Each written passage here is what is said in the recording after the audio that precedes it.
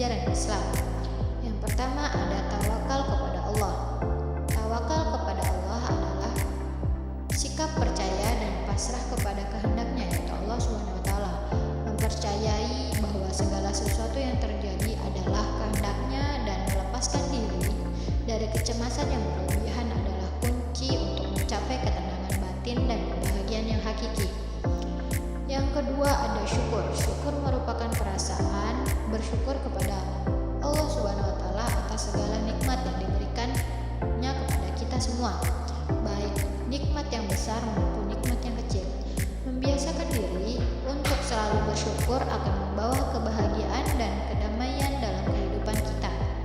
Yang ketiga ada hubungan yang baik dengan Allah SWT dan sesama. Membangun hubungan yang baik dengan Allah SWT melalui ibadah dan takwa serta menjalin hubungan yang harmonis dan penuh kasih sayang dengan sesama manusia merupakan aspek penting dalam mencapai kehidupan yang sejati. Yang keempat ada kebaikan dan amal soleh. Melakukan kebaikan dan amal soleh kepada orang lain tanpa pamrih dan dengan ikhlas merupakan salah satu asas penting dalam menciptakan kebahagiaan dalam kehidupan sehari-hari.